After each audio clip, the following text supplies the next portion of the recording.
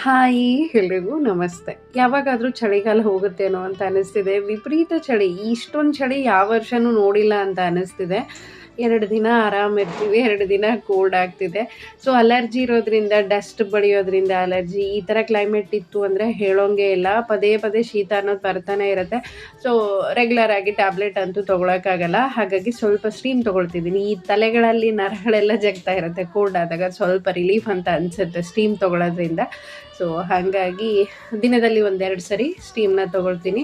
ಇನ್ನು ನುಗ್ಗೆ ಸೊಪ್ಪೆಲ್ಲ ತೊಗೊಂಡು ಬಂದಿದ್ರು, ಅದೆಲ್ಲನೂ ತೊಳೆದು ಎತ್ತಿಟ್ಕೊಂಡಿದ್ದೀನಿ. ಹಾಗೆ ಸುಮಾರು ದಿನಗಳಿಂದ ಟೀ ಕುಡಿಯೋದೇ ಬೇಡ, ಬಿಟ್ಬಿಡೋಣ ಅಂತ ಹೇಳಿ ಅಂದ್ಕೊಳ್ತಿದ್ದೀನಿ. ಬಟ್ ಇವತ್ತಿನವರೆಗೂ ಅದು ಸಾಧ್ಯ ಆಗಿಲ್ಲ. ಸ್ವಲ್ಪ ಶುಂಠಿನ ಹಾಕ್ಕೊಂಡು ಟೀನ ಮಾಡ್ಕೊಂಡಿದ್ದೆ. ಇದು ಕೂಡ ಅಷ್ಟೇ, ನೆಗಡಿ ಆದಾಗ ಒಂದು ಒಳ್ಳೆ ರಿಲೀಫ್ ಕೊಡುತ್ತೆ.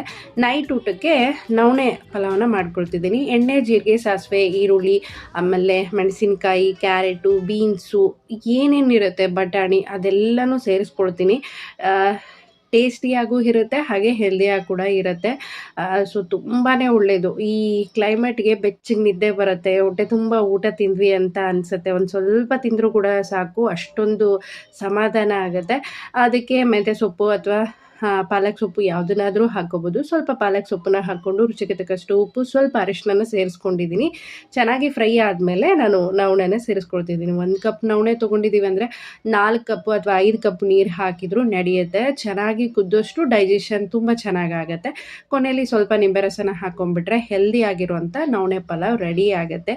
ಸೊ ಖಂಡಿತ ಟ್ರೈ ಮಾಡಿ, ನೈಟ್ ಟೈಮಲ್ಲಂತೂ ತುಂಬಾ ಒಳ್ಳೆಯದು.